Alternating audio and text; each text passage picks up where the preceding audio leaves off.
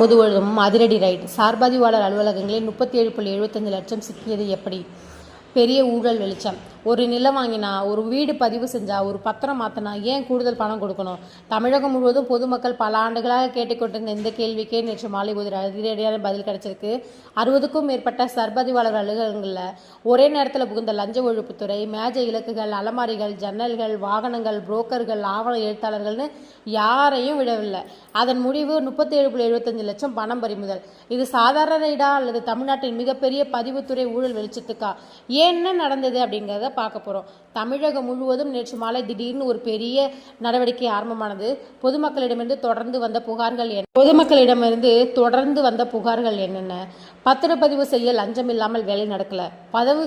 பதிவு கட்டணம் ஒன்றாக இருந்தாலும் மேசைக்கு கீழ் பணம் வேறா செல்கிறது. புரோக்கர் இல்லாமல் பதிவு செய்வது கஷ்டமா இருக்கு.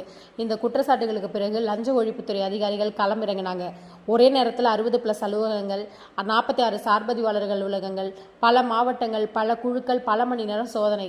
தருமபுரியில் என்ன நடந்தது? தருமபுரி மேற்கு சார்பதிவாளர் அலுவலகம் அதிகாரிகள் திடீரென உள்ளே நுழைந்தனர். ஊழியர்கள் விசாரணை, மேஜைகள் சோதனை, வாகனங்கள் சோதனை, ஆவணங்கள் சோதனை, 7 மணி நேரம் முழு சோதனை. ஆனால் பணம் இல்லை, ஆவணங்களில் எதுவும் சிக்கலை. இதனால் அதிகாரிகள் வெளியேறினார். ஆனால் கேள்வி ஒன்று, சோதனை வரப்போகிறது என்று முன்பே தகவல் சென்றதா? நாமக்கல்ல சிக்கிய பணம். நாமக்கல் ராசிபுரம் மேசை இடிக்கிற்குள் துணியில் சுட்டப்பட்டிருந்த 50,000 ரூபாய். அதோடு சம்பந்தமே இல்லாமல் அலுவலகத்தில் இருந்த ஒருவரிடம் 17,500 ரூபாய். இதனால் சந்தேகம் அதிகரித்தது ஏன்? அலுவலகத்தின் அதிகாரிகள் அல்லாதவர்கள் பணத்துடன் என்ன செய்கிறார்கள்? திருவள்ளூரில் நடந்த அதிர்ச்சி. திருவள்ளூர் சார்பதிவாளர் அலுவலகம். அங்கு அதிகாரிகள் பார்த்த காட்சி, மேஜைகளின் கீழ் சிதறி கிடந்த பணம் 1,75,500 ரூபாய். கேள்வி, இந்த பணம் யாருடையது? ஏன் கீழே இருந்தது? யார் பெற்றாங்க? யாரிடம் இருந்து வந்துச்சு? இப்போது விசாரணை அதில் தான். சேலத்தில் நடந்த சினிமா காட்சி. சேலம் கிழக்கு பதிவு அலுவலகம் லஞ்ச ஒழிப்பு அதிகாரிகள் உள்ளே வந்ததும் புரோக்கர்கள் என்ன செய்தார்கள் தெரியுமா? ஜன்னல் வழியாக பணத்தை வீசியதாக சொல்லப்படுது. இது சினிமா அல்ல, உண்மையான சம்பவம். அதன் முடிவு 3,18,700 ரூபாய் பறிமுதல். திருப்பூர் அதிரடி. திருப்பூர் பொங்கலூர். இங்கே என்ன நடந்தது? இன்னும் பெருசு.